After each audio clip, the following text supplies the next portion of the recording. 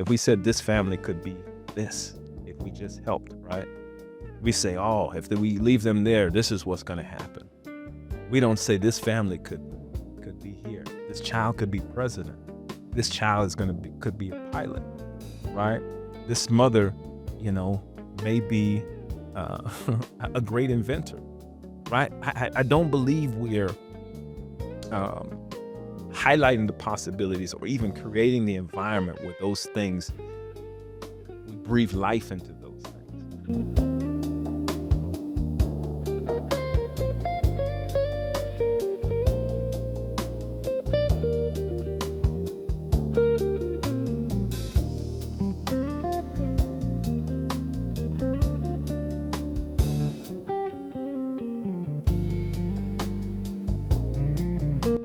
Hello, this is Earl Alex, and we are here back on SongLab Live.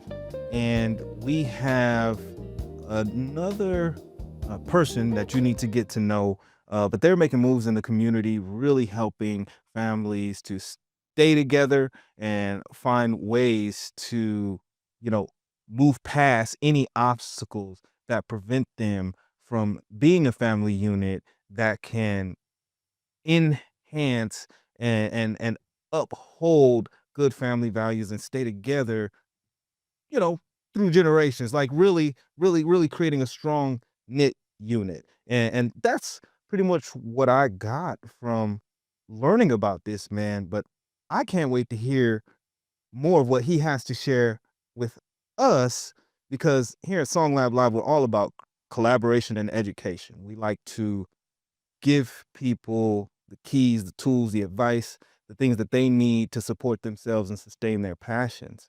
And one thing that I know that is really important to almost every human that I've met is family. And family, it instills the passion for us to reach our potential. It's like our core support network a lot.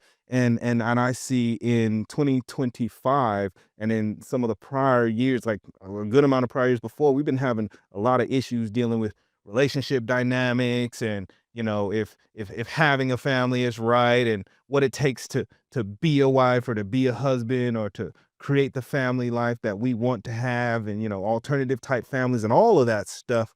But the thing about it is staying together really relies on a lot of different things like economic factors and compatibility and then if you're in the right mental state and if you have all the resources you need to sustain and support your family. I feel like the person who we're going to be speaking today knows about a lot of those issues and has done their best to help bring a lot of good solutions to the issues that people face when it comes to keeping their family together. So I'm gonna allow them to introduce themselves, and then we're gonna get into a conversation, not only about what they've done and how they built themselves up to be kind of a strong force in helping keeping families together, but also about an upcoming event that they have going on, and then how you can connect with them and their services if you're looking to better support your family and have a strong family network. But look, don't let me hold it off. Let me let them introduce themselves so you can get to know them, and we're going to jump right into it. All right. If you don't mind, who do I have with me here today? Well, first of all, thank you for having me. And you have Matthew Stewart. And I'm glad to be here. And what you said was a very good opening to a lot of what we do. So I appreciate your understanding and the foundation of really successful children being successful adults is the family. So you really kind of hit the nail on the head. So I appreciate that opening. Oh, thank you very much. Well, Matthew, how do people connect with you? And give me a little bit about what it is that you do. Yeah, so the best way to connect with us, so we have an organization called Our Sister, Our Brother. And essentially, we keep families together and out of foster care. I mean, there are a lot of issues surrounding, families and crisis and trauma. We try to help alleviate those, connect to other partners in the community, but very much so, children being taken away from their parents due to some acute issues and something that's just happening in the moment. we don't believe is right, and we want to help surround and support the family, really kind of reconnect them to a village who can support them, who can give them resources and help educate them and guide them through some tough times, but not just to alleviate the crisis, but to be on a road and a path to their future, right? We all have a purpose in life, and we are very much interested in helping people achieve that.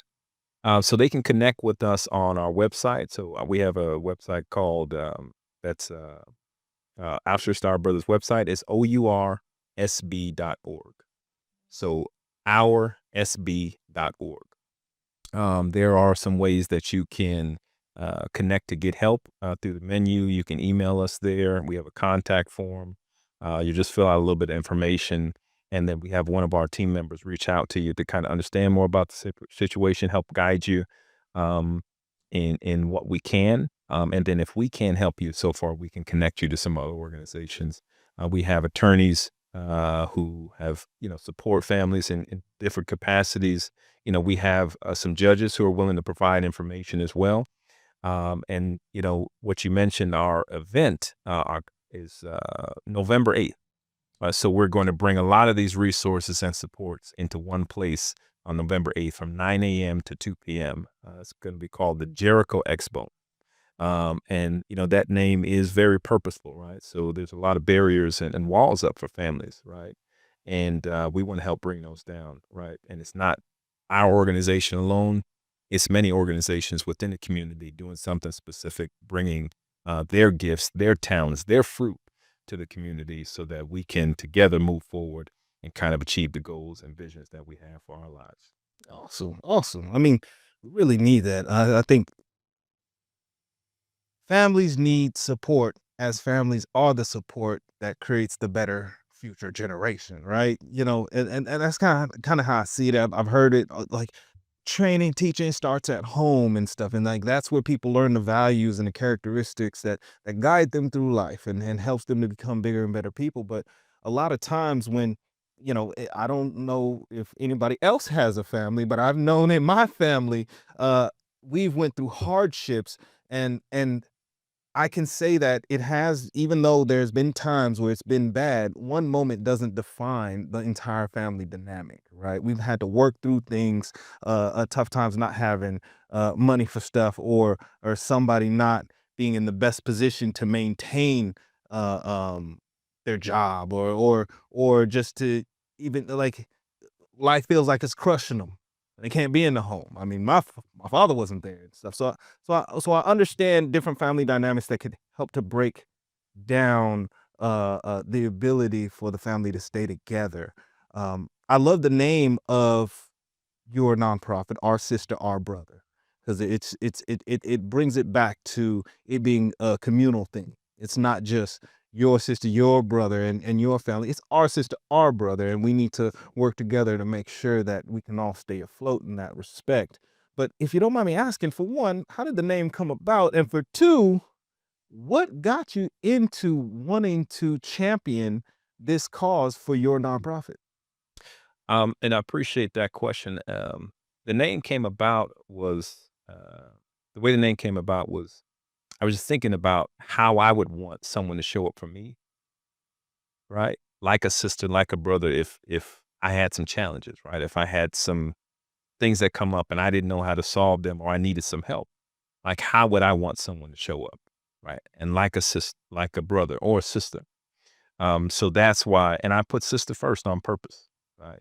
Because as men, I believe it is our job to be the protectors, to come around, to support, to provide guidance, to lead in a lot of spaces.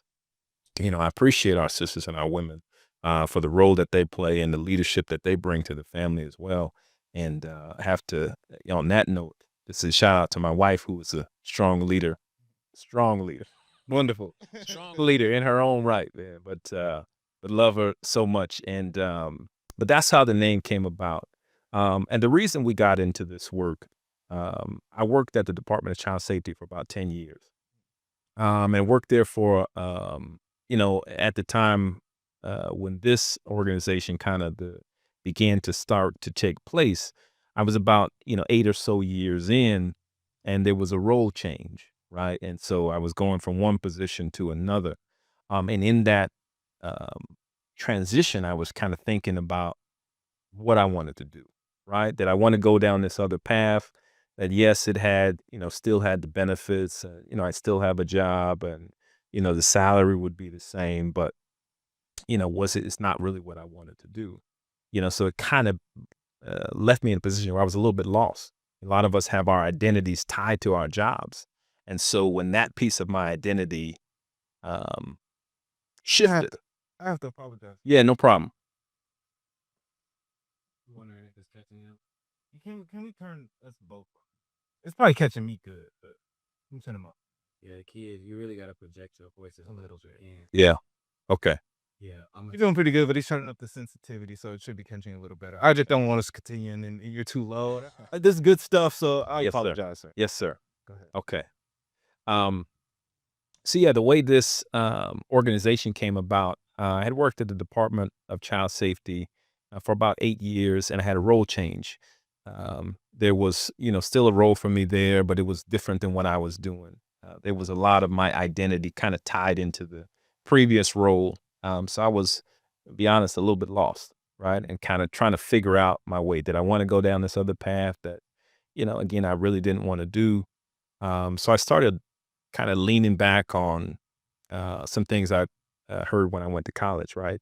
Take classes that you're interested in, that you enjoy talking about, engaging in dialogue. And I started thinking about some of the sociology classes. And we would have conversations about, interaction between communities and people and systems. And I began to think too about my childhood. My father was a pastor, civil rights leader, Dr. Warren H. Stewart Sr., who pastored First Institutional Baptist Church for 48 years and just retired. He was instrumental in many of the civil rights fights. Had done some work to, to support those impacted by apartheid in South Africa. He was very heavily involved in the fight for the Martin Luther King holiday, which again, we're the only state that had to vote of the people to have this, right, Martin Luther King holiday.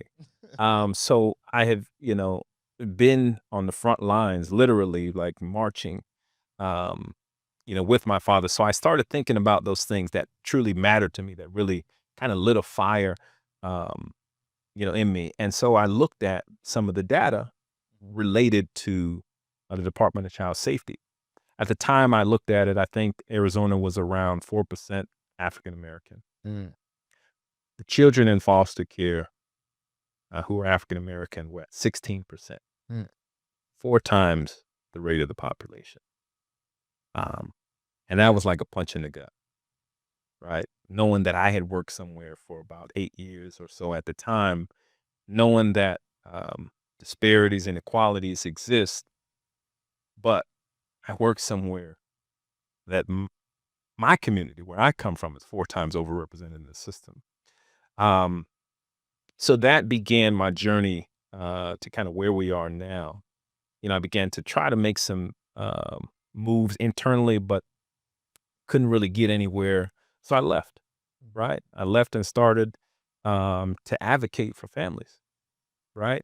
And not just families who look like me, any family who was, really felt like they were wronged and felt like they're, could keep their kids safe. Maybe there were some challenges. They had made the changes, but, it wasn't being recognized. So I began to advocate for families and truly, come alongside them to teach them, some of the language and what the department would be looking for. And then, I would go advocate for them in meetings, right, that the department would call. And, we had beginning to get a lot of traction. A lot of families would come and say, can you help me? And we would help everyone that we could and try to push for them to really bring their children home. And most of the cases were the children truly were safe, right? And that is a subjective opinion, right? This is the department saying they're unsafe, families saying it's safe, other professionals are saying, hey, these kids, why are they not going home? Then, there was a lot of resistance in me coming to meetings, right? When I would show up, right, they would send the cavalry, right? So And they knew who they was dealing with. they thought they knew. They Right? thought they knew. They thought they knew who they were dealing with. So they sent, people to, kind of, almost shut me down a little bit. And, but at the end of the day, it was their decision, right? Yeah. They're the department charged with ensuring these children are safe, right? They had the authority. And I'm a man of faith, right? I'm a believer in God. I'm a follower of Jesus Christ, the greatest leader of all time, Mm-hmm. right? And I'm not even going to say an opinion, right? I'm going to just say that as, as a matter of fact. And so I said, well, God, I guess I need the authority. So I began my pursuit, right, to become the director of the Department of Child Safety. I felt like I couldn't be number 3, number 2. I had to be at the top to make the decisions, to keep families together, to stop separating them, and to shift and change the culture of the agency instead of punitive and separating families to one that we were surrounded and wrap them in love and support. And so in 2023, I actually became the director of the Department of Child Safety.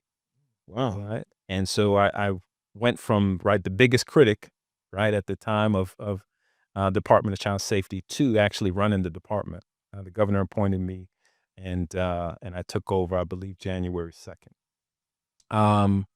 Yeah. So the so long story short, I only lasted about 7 weeks on the role. He's a change maker. They didn't was- want that change, huh? There we go. There we Yeah. go. There we go. And so I've told some people this story, and I'm sure you're reaching a much broader audience than I have reached. But this is the best lesson of my life to that point. So I knew this was the work God had for me. I knew this was my purpose, right? To keep families together, to not to really promote the family as the system, right? As you talked about, as the family, as the system that is this incubator for greatness, Mm-hmm. right? And these other systems, right? The criminal justice system, the child welfare system, the education system. There's a lot of challenges that we as a society, we face within these systems. And some of them are truly attack the family, right? They go against, the fabric of family. Anytime you separate children from their parents, right? That's a gift from God. That to me is an attack on the family, right? Which is God's system. So I asked God, right? Why? Right? I couldn't understand it. And then I said, if I did something wrong, God, let me know. Like, I'll repent for it. Let me ask for forgiveness. But I couldn't figure out why I got fired, or why God would have allowed that. And before he answered me, he told me, Matthew, bigger, bigger, bigger. And he also told me, don't fight, build. Because I had truly been built a reputation on fighting for families, right? And not that I think we shouldn't fight. I think we should, but the ways we fight, right? And I believe that was his message to me. The way that I fight, right, was different, right? Don't go head to head, but are we building something? It needed to evolve. Yes. Are we creating solutions? Yeah. Right? So I got that. So that gave me, a little bit of peace. And again, I still was not upset, truly. I was kind of trying to figure things out. When he finally answered me, he told me, Matthew, you asked me for what you wanted. You didn't ask my will. Mm. And that hit me like a ton of bricks in such a good way. Like I said, I'm Matthew Stewart. I worked at the department for 10 years. I know how to fight for families. I can figure this stuff out. Yeah. Right. I can shift and change policies. I can change the culture. I know how to rally people around, a good cause and move in a good direction. But again, I didn't ask God Okay, I know what you want me to do. How do you want me to do it? I thought I had it all figured out, right? I just need to be the boss, right? I need to be at the top. I need to lead the organization who is in charge of, right, separating families. And that great lesson shifted my whole outlook on life, the whole way I pursue kind of anything, right? I truly seek God and I pray first and I move as God tells me to move, right? If it's weird, if it's unorthodox, if people say, well, that's crazy, I have to be obedient. And God has been continually blessing me. I don't worry about anything. I'm not scared about anything. God has got me. And really, if we're coming back to really hearing from him and saying, you know, listen to what I have for you, right? And I want you to follow that. I want you to pursue that. I want you to chase that. And a lot of that is really chasing a relationship with him. And as a good father, he gives us good, guidance. Sometimes we get chastised. Sometimes we have to be corrected.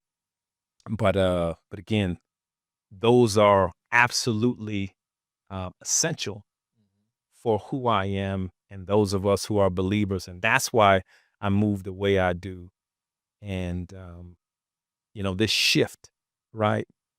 And Jericho, the Jericho Expo really is part of this bringing together the people to support the family. And so not only formerly incarcerated, but if those are still incarcerated, if grandma's taking care of the kids, if aunts and uncles are taking care of the kids, if it's just mom or just dad, right? We want to provide love and support for them.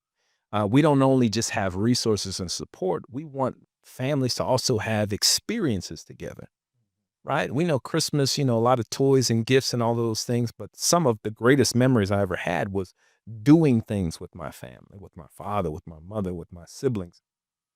And so some of the giveaways that we have are going to be, tickets to games and tickets to museums and other experiences and events, because I believe our children and our community needs to be exposed to some of the things, to entrepreneurship opportunities, to different workforce ideas and trades, that are going to bring higher wages, right? So there's less dependence on the system, right? That you're kind of in a lane and you can see things and you are inspired by others, like even what you all are doing here, right? This is amazing. My son is here taking video in the background, but he's a creator, right? He does music.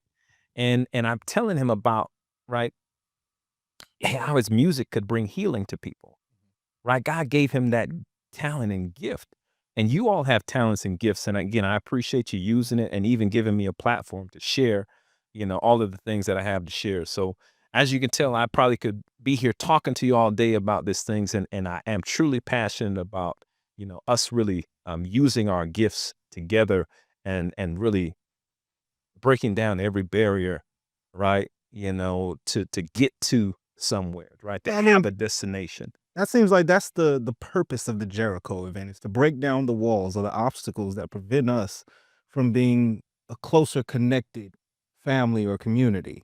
That really, I mean, I've said this a lot of times, is that I have a belief that people are only as good as their perceived options, and that comes through the awareness of the resources or what's available to you out in the community. And I feel like a lot of people feel like there's not enough options for them because all they can see is the situations they're in at the moment. A lot of times that happens. But I wonder, I want to speak to this a bit, because first off, my question, and I'm gonna get into a little bit of the DCS history that you have, and then why you may have wanted to go nonprofit route. But I want to start with, you were talking a little bit about your family life growing up.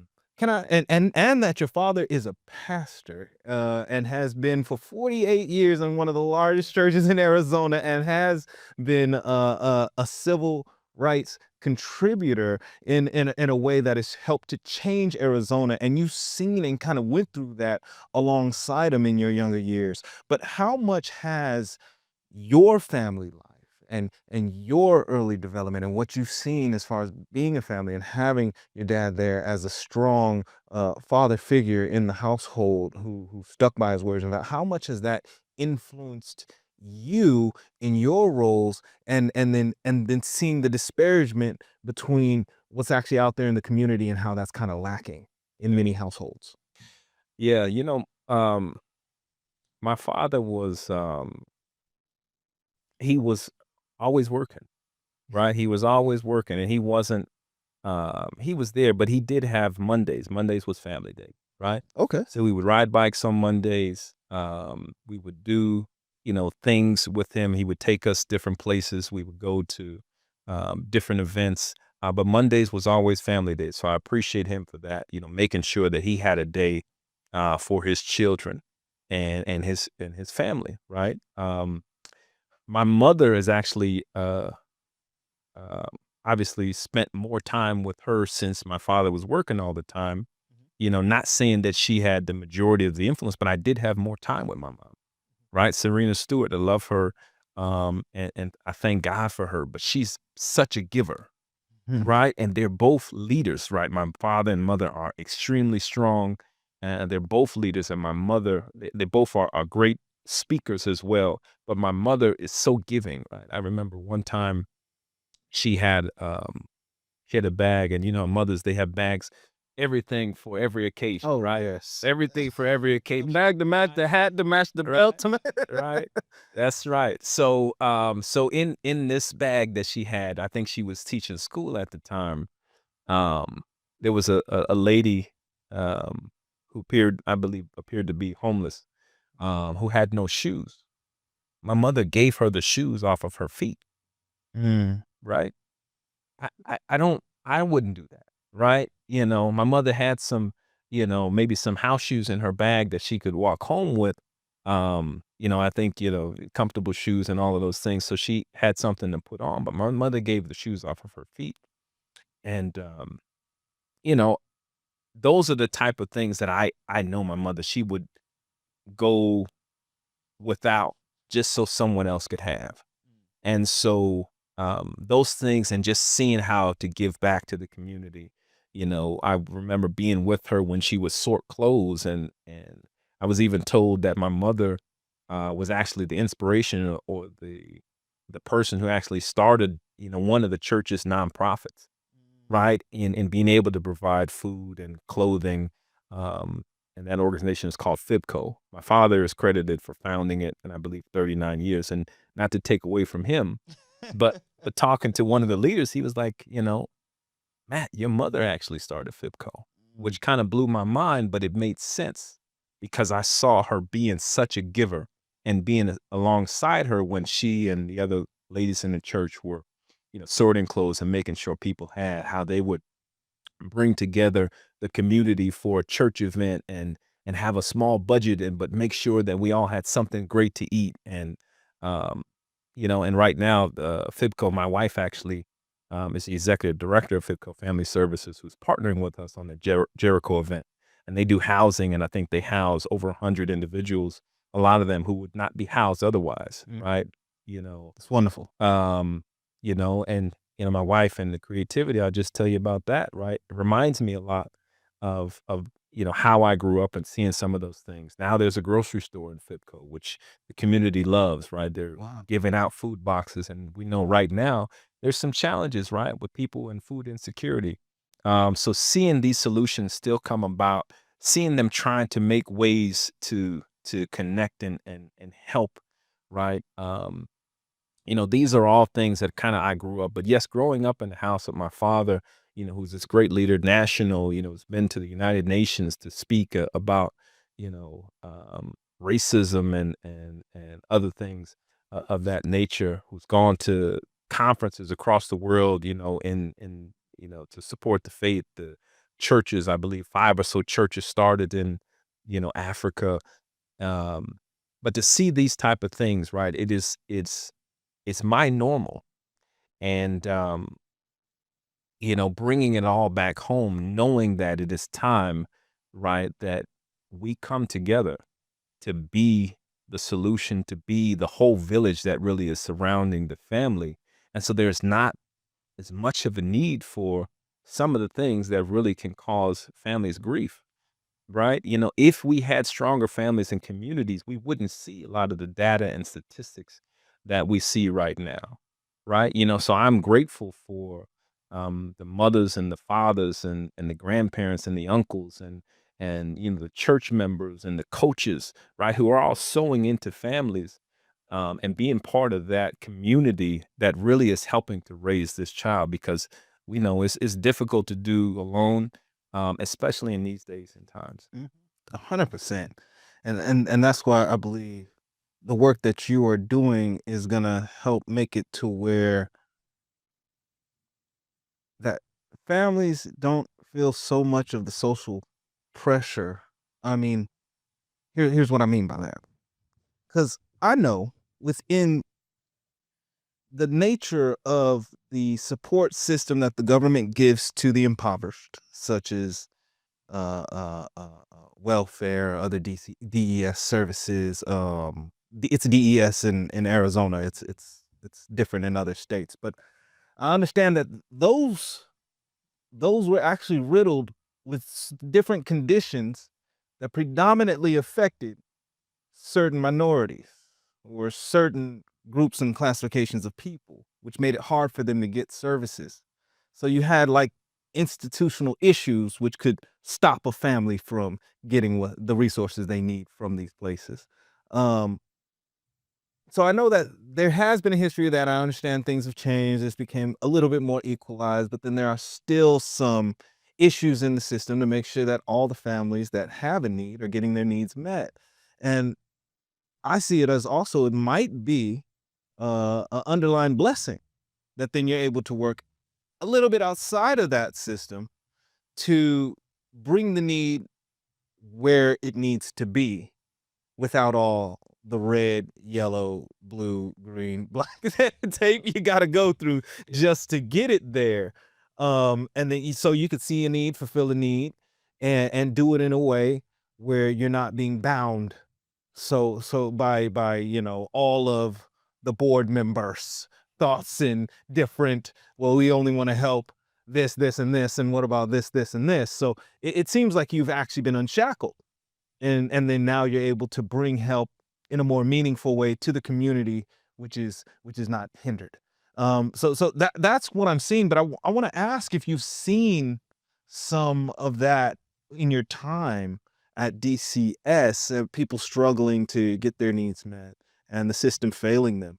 And then also, if you can give your view into what's one of the great services that our sister and our brother actually provide, like helps and brings to the community that then helps the family stay together.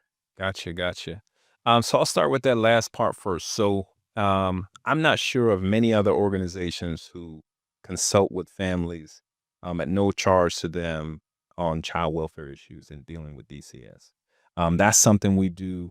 We've been unique in that space for a long time. There are some people who have, clients who have DCS involvement, but that is, what we were built to do. That's what we were primarily focused on doing. Um, so um, any family who's dealing with a challenge, right? DCS knocks on the door. They can call us, right? We're not attorneys, so we're not giving legal advice. We can help them understand safety, right? We can help them understand some of the processes that they might experience. And truly, I mean, I do this because I love people, right? I told you that I'm a firm believer, right? The word says, love God with all your mind, heart, and soul. Love your neighbor as yourself, Yeah. right? And so I truly do love my neighbors. And so, as I told you, the name came for how would I want someone to show up for me, right? That's why I started working at DCS in the first place. I said, well, my son was young at the time. I said, if he didn't have me, I'd want someone to be there for my son. Or I got a rude awakening because that's not what the system actually was, right? When I actually got there. But again, that's how I wanted to show up. So those are the things, right? Those are the specific things we will walk alongside them, sharing, giving them honest answers, giving them the love and support that they need for such a critical moment, right? Your children are the most precious thing, that precious gift that you could ever receive, right? And for someone who's on the verge of losing them or who has lost them, right? We are the organization that will walk alongside them to help them get those kids back or to stop them from being taken, right? Now, we can't guarantee anything, but again, we can be truthful, we can be honest, and we are going to walk with folks in those challenges. And so at the Jericho Expo, that is one of the things that we want to make sure that we're showing love to families who've been affected by the child welfare system also. And one of the things that we do, I believe, differently, um, we try to get past the trauma and crisis. We have done some rental assistance. We don't currently do it, but we know that, housing is a big challenge, right? If you've lost a job, being able to make rent, we know paycheck to paycheck is a lot of how families live. Um, and so when folks are calling for help, even if, this crisis of being without a home might cause you to lose your children, right? If you're not able to provide a house, if you're not able to feed them, right? It's considered neglect, right? And a lot of these issues are tied to poverty. Um, so there are families and we, they just want help, right? Hey, I just need to get out of this situation. And I ask them, well, do you have any kind of dreams or visions or goals, right? And they don't want to talk about that. It's like, listen, I just need help with this situation. Um, but when we shift that, right, and say, well, was there something that you wanted to do when you were a child, right? Did you have a vision or a dream for your life? And you see kind of a light bulb turn back on, right? They go back to possibility thinking. They go back to dreaming. They go back to, well, I wanted to do this because, right? I wanted to be a nurse because I wanted to help people. I wanted to do, all of these great things, but no one has really helped create a space for them to think, dream, to really reach for those visions that they had. And some of those have just been drowned out by the noise of life, right? And again, we know the inequities um, in rest and relaxation, right? Time off. Who talks about that, right? Who talks about, when's the last time you've been on vacation, right? Yeah, we talk about poverty and homelessness and incarceration rates and foster care rates. But are we talking about the rates of um, how how much time you have to yourself? How Yeah. much space do you have to think? Is there a place in your home or in your life where you can go to just, relax and pray and meditate?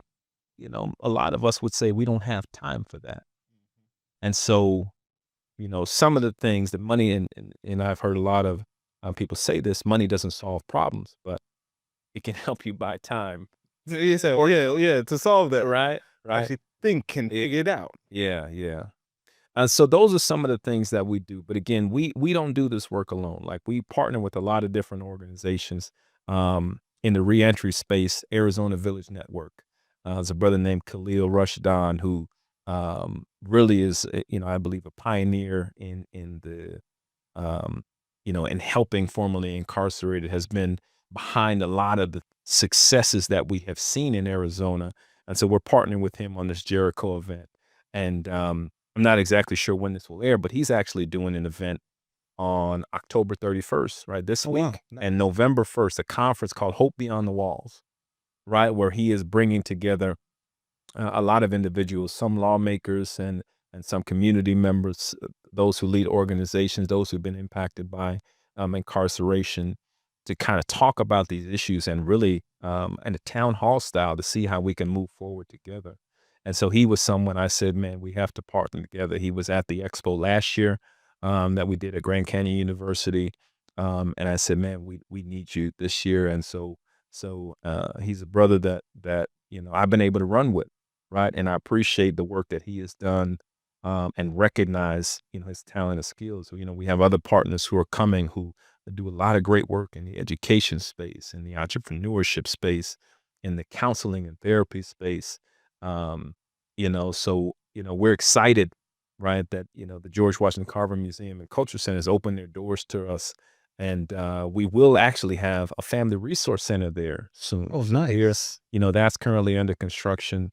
And so we're happy to kind of bring some of these services and supports, not just to, the 0 to 5 population, but we know there's challenges in parenting and people who don't even have kids yet.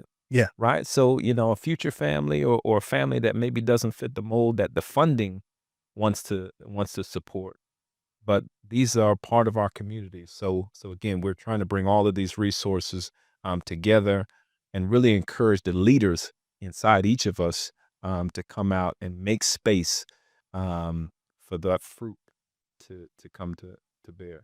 Man, that's awesome. I mean, that's exactly what we need, is a place where people can not only get the resources they need, but learn the tools, learn because everybody knows parenting don't have no handbook. Even though if you have a child, they will give you a handbook at the hospital. I've had one. They give me a lot of information. I don't know. Okay, I don't know. Maybe some people just throw it away. but you get something. Yeah. That still ain't the handbook, because you're dealing with another person, and then you're also dealing with your current life situation and dynamics and things like that have gone on. I'm wondering if you've seen, or if there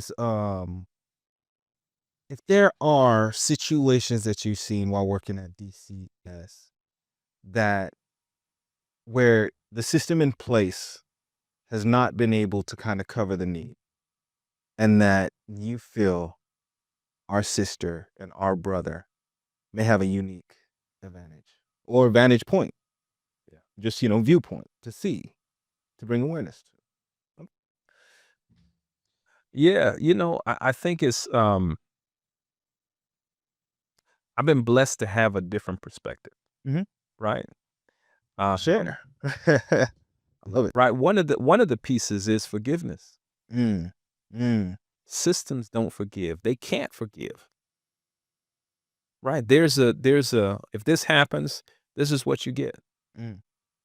Right. But we know as people, we're taught to forgive. Right. We're supposed to love your enemies even.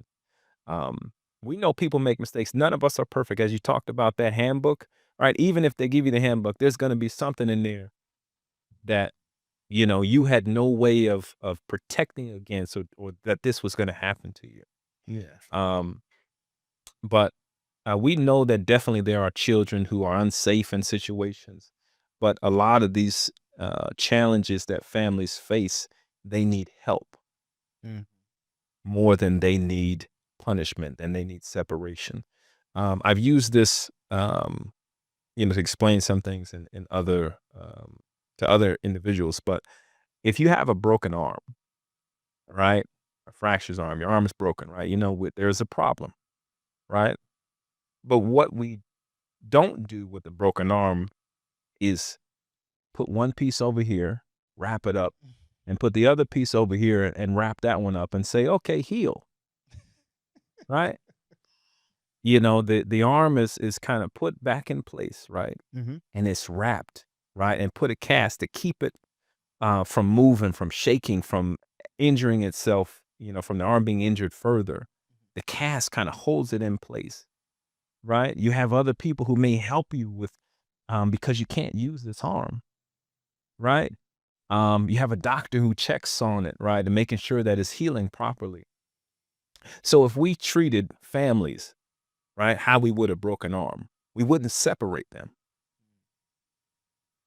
We would wrap them, we would keep them together and deal with the issues, bring in the right professionals, right? The right medicine, the right treatment, the right duration of time for this situation to heal,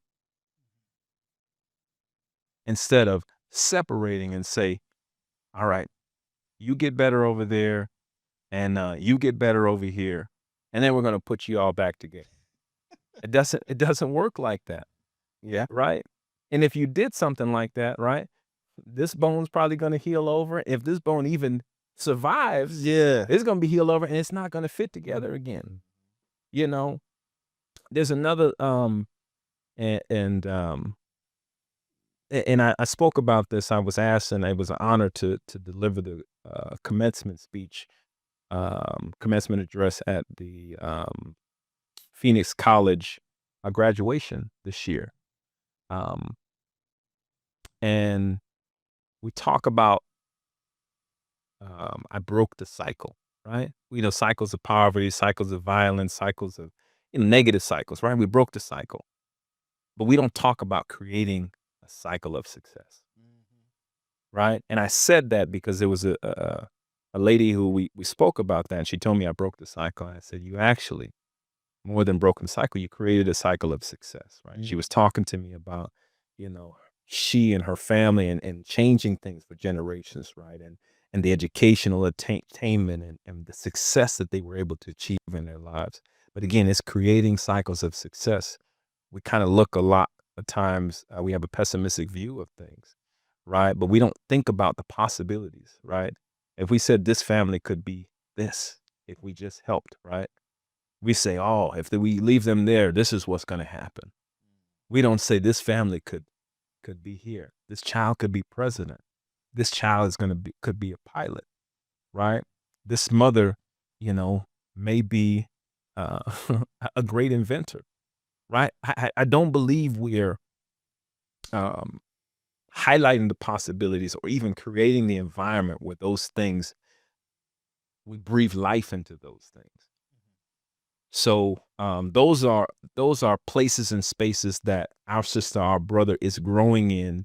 And again, the Family Resource Center that we're building, and even the Jericho Expo, which is, once a year event, like where our hope is to encourage, right, an environment that those ideas and visions and the purpose for people's lives can be fulfilled, not just for the child. But think about if you had a renewed sense of purpose and vision in a mother or a father, what is that going to do for that child, right? If you have a parent who's saying, this is all I'm ever going to be, I'm never going to get out of this cycle, this is all I can expect, right? That limited thinking, this is what a child is going to hear. And we know there are children who say, hey, I don't want to be like that. I want to be something different. And so they may have come from an environment that, they have broken away from and said, I want something different for myself. But we should have people dreaming big, and we should be encouraging that. We should not be stamping out the dreams of children like you can't be that. You'll never be that. You're not smart enough. You're not good enough. Those things we should never hear. There's a leader from the Bahamas. He passed away. His name is Dr. Miles Monroe. And yeah, my father was big on Dr. Miles Monroe. Dr. Miles Monroe. Yeah. One of the things he said, if your dream doesn't scare you, it's not big enough. If your dream doesn't scare you, it's not big enough.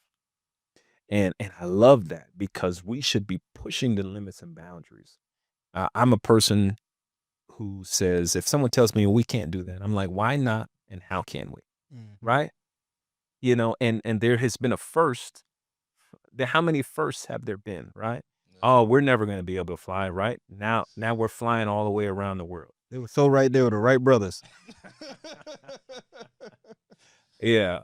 So, I mean, there's so much possibility. We can't limit ourselves, but again, we have to be encouragers of each other's, and even being able to create together, right? And I can't remember the person who said it, but get in the lab, right?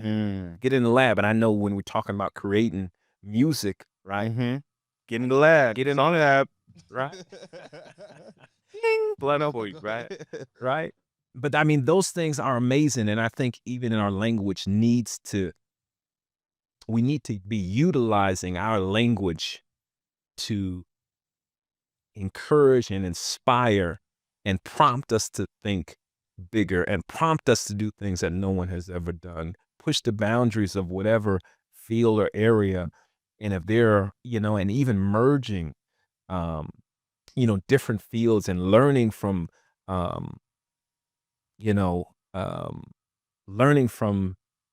the animal kingdom, right? I read a book called I think it's the Medici effect or Medici effect. I'm probably pronouncing it wrong, but they were talking about how a company used the construction of termite mounds to help cool a building, right? In a, I believe maybe in Africa, but in a very hot area. And so they talked about how they had air blowing against, damp, dirt in the mound, but they used some of that thinking of termites to actually bring costs down and help cool this massive building in this hot place.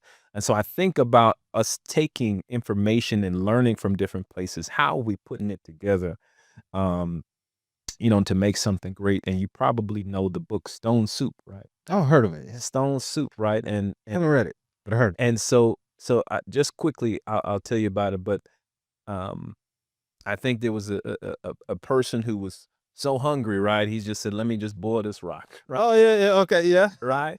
And then he's thinking and dreaming about how good this would be. And then I think someone comes along, he says, "Man, this is gonna be some great soup. Stone soup. You ever had it?" And he's like, "No, oh man, all we need is some onions, man. But this would be great. We just had some onions, so I got some onions." So he brings some onions. Then he got two of them around this pot, like, man, getting ready for this meal, stone soup. And he's like, "Oh man, yeah, oh, if we need some carrots, man." And this person, "I got some carrots," right? And then throw some carrots in the pot. And then people are bringing things to um, create something that is flavorful, something that all on its own. If you just had onions, or you just had carrots, you just had a rock, you Yeah. don't have a meal. But with the right ingredients, right, we can cook up something great. Oh, 100%. And it seems like you're bringing those ingredients together in the Jericho event, for one, to help service families. But the greatest part about that is you're uniquely positioned with all of your experience and all of your history to make sure that the soup tastes right.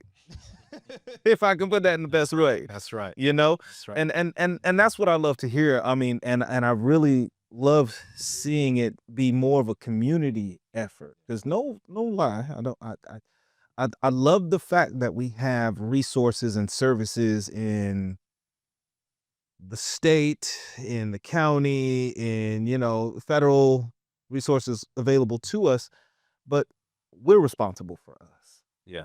And we and families are what make up communities. Yes, sir. And it's our responsibility to make sure that our communities are safe so that families can grow, thrive, and reach the potential that we want the individuals in those families to reach so that we can become better, not only as just that family, but as an entire community. And that's how I think it is. It's like trickle up economics. You know what I mean? Start with the family and everything else will become better. They will have more to be able to provide in the economy at which they're in. And then you spoke, and let me see if I can get this right, because you spoke a little bit about how you were saying that it was kind of like about the you were saying the cycles, right? Yes, sir. And not only is there breaking the cycle, but there's creating new cycles. Yes, sir. And so the thing that I've kind of I've talked to people about is a lot of people, they feel like they're in a downward spiral, but then there's also the upward spiral when things start to go good again. Yeah. And you got to prepare for that, and it takes a lot of pieces being put in place to kind of maintain an upward spiral. You have to have your support system. You have to know the resources around. You got to know what options you have available to you, and you got to be in the right mind state to move on those, to enact on what's available to you, to keep going up.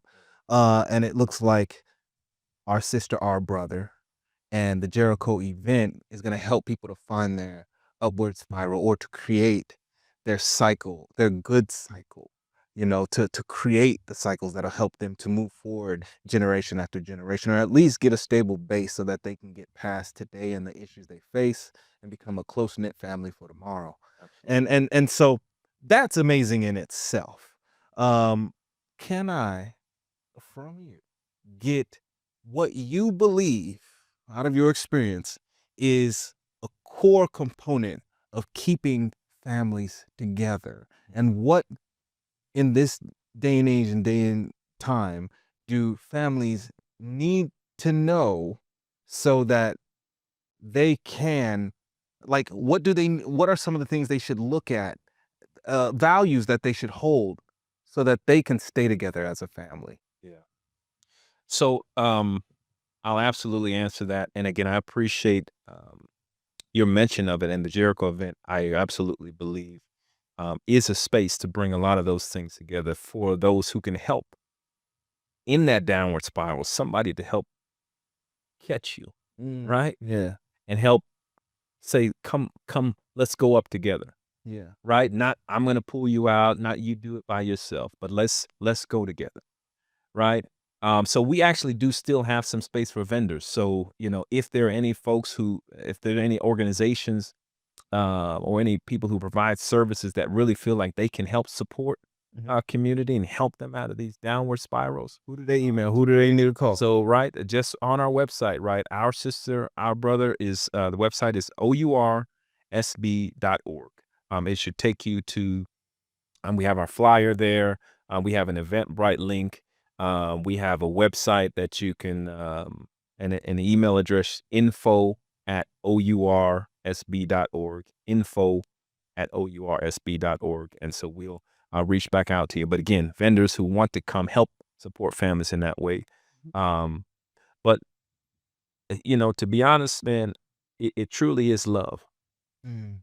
Family is, that is so important, and we don't have a great way and a true way to measure it. Right? We can measure all of these other things, how much money you make, right? What your rent is, how many times you've been without a job, right? Um, but we don't have a way to measure love, right? There was, I've been involved in many kind of national uh, groups talking about the challenges in child welfare. And there was a roundtable one of our colleagues had done with youth who had aged out. And they said two things kept rising to the top in every roundtable that they did. And they said the first was abuse, right? They suffered so much abuse, right? And I don't need to dig into the abuse, right? All kinds of abuse in foster care, right? Whether it was individual foster care or whether it's in a group home, or other setting away from their family. So the abuse is much more prevalent in care than in the general public. Right? Children are abused more regularly in foster care than they are That's crazy. in the community. The second thing is, the young people said they didn't have love in these spaces, right?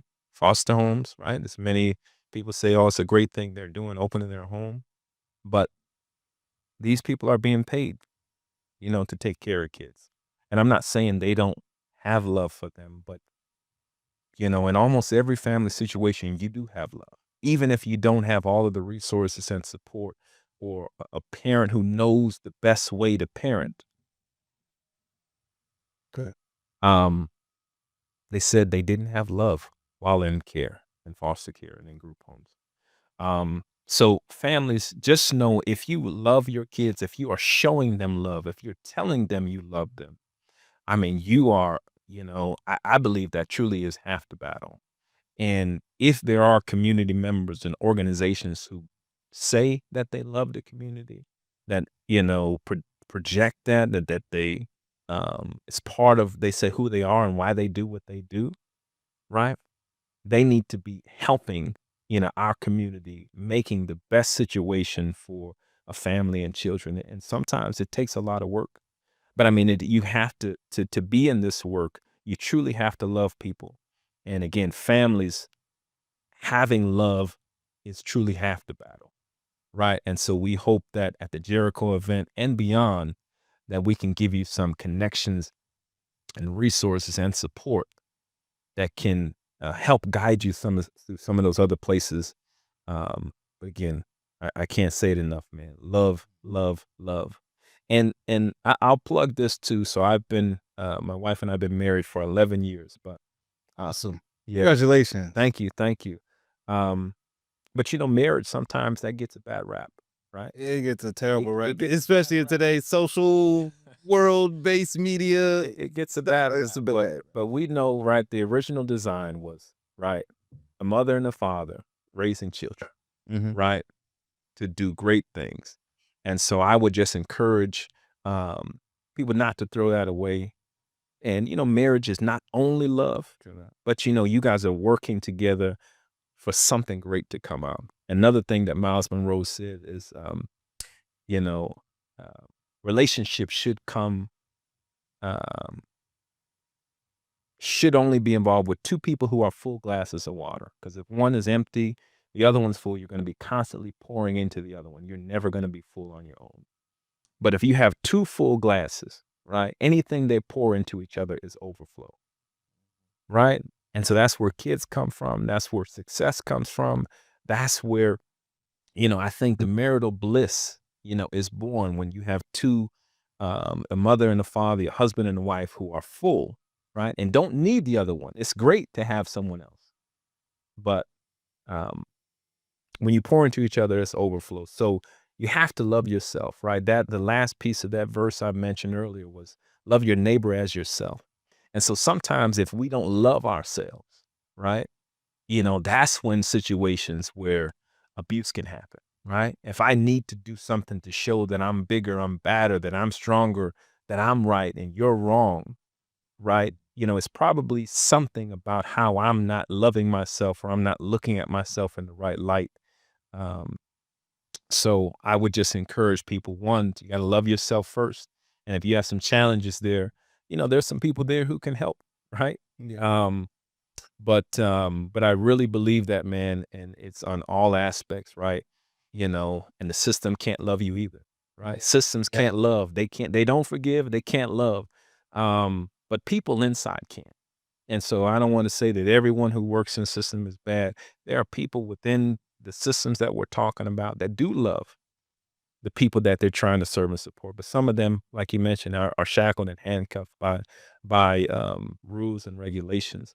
Um, and so, us to being able to move um, with purpose, move with authority, move with the freedom to show love to people, to connect them to others who love what they do, who love to help in a certain capacities.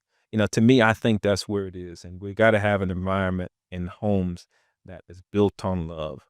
A father and a mother loving their children, a husband and wife loving each other so that children are coming up in a situation where that is the bedrock of Yeah. where everything else is built off of. Yeah. I mean, that helps the children to increase their capacity for love and to love. And then that brings more love into the world when they're in an environment where they feel it's okay to love. And I've been learning that myself, working through a lot of my mental issues, trying to get good and prepared to have a strong, properly supported, close knit family of my own. I felt like the need for that, but that's after having my own child and going about it not the best of ways. And so I think it's very important the work that you do, and I think you are bringing light to the resources that families have out there, and creating the bridge that needs to happen so that that the family can get to those resources and the needs and get their needs met. And that's what's awesome.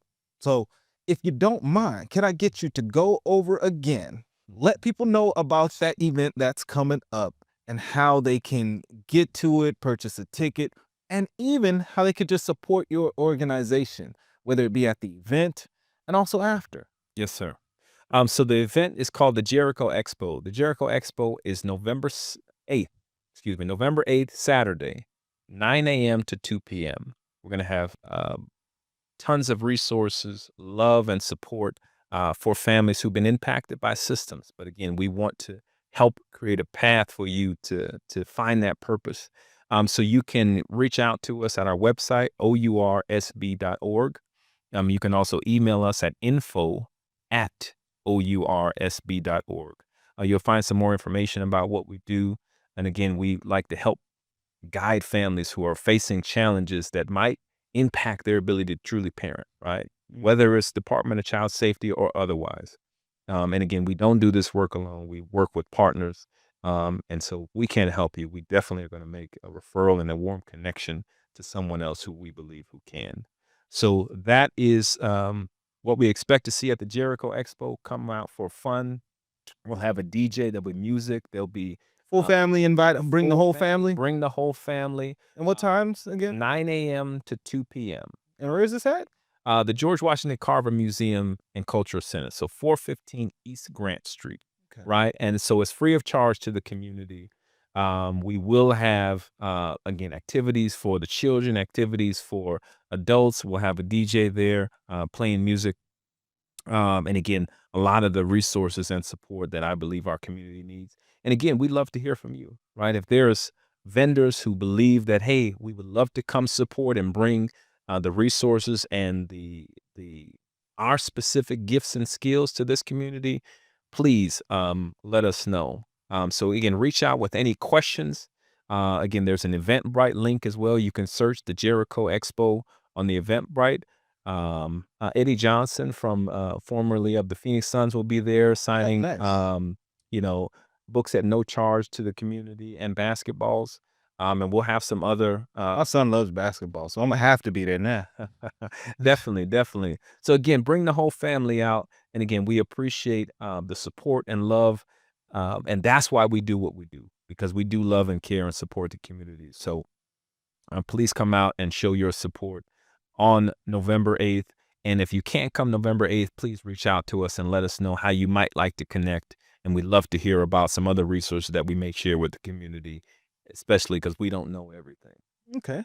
Are there and just so we know, are there any weekly or monthly activities that you guys do as a nonprofit or are connected with? Yeah, so we actually partner with a lot of organizations, but we will be kicking off some things next year.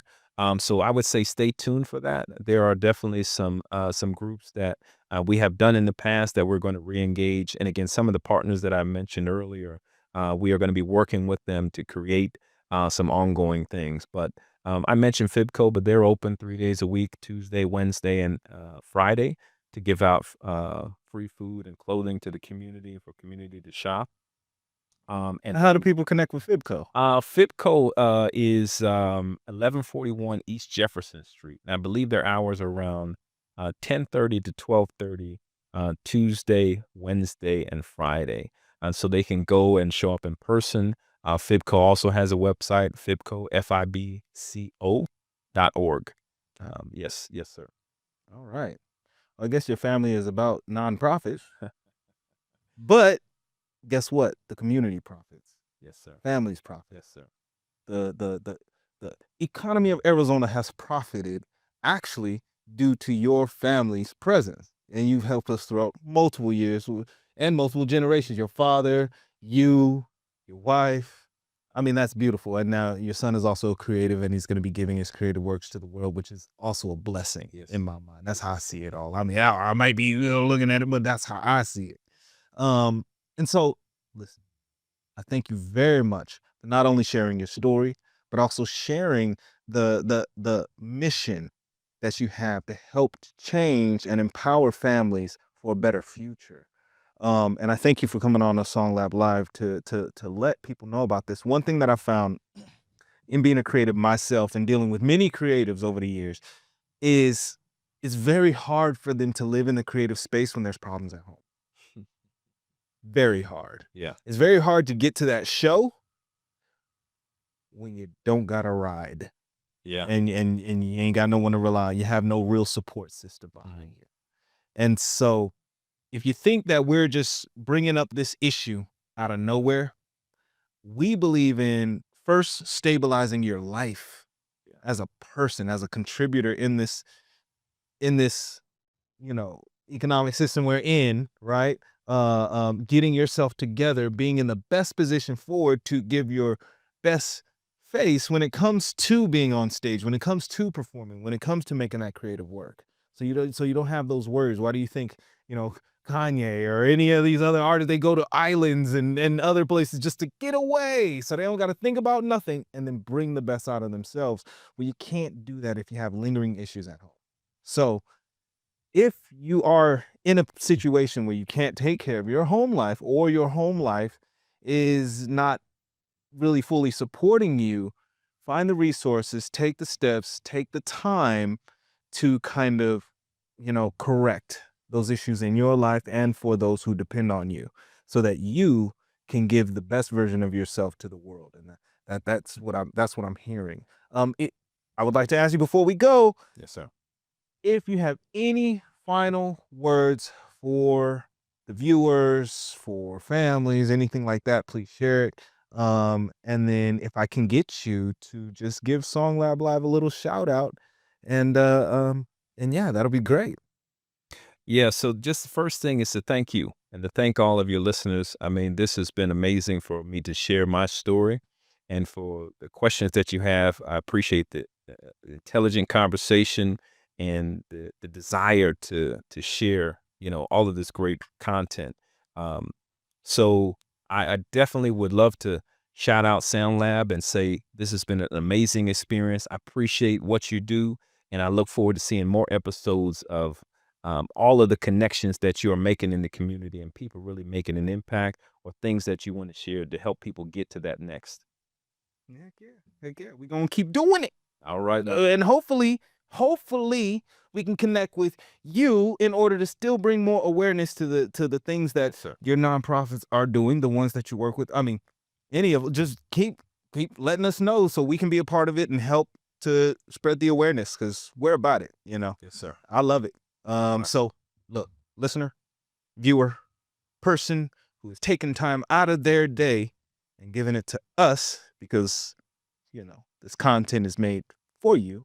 We want to thank you for exchanging your time with us. Hopefully you got something great out of it. Be sure you can comment, you can email us songlab@gmail.com if you have any suggestions or anything like that. But please, I beg of you to get in connection with the guests that we have on the show. Find out about not only the events they talk about, be there, show up, support, but about the resources or the creative works they're putting out or the things they're doing, because these things are truly impacting the community. We like to bring you boots on the ground information so that you can lace yours. And that's what it's all about. I thank you again very much for your viewership. This has been Earl Alex. We got my man, Matthew Stewart. Yes, sir. Thank you very much for joining us. Hey, have a great day. I had an awesome conversation. That's what it is. It's SongLab Live. Thank you, my man. Thank you, sir. Sir.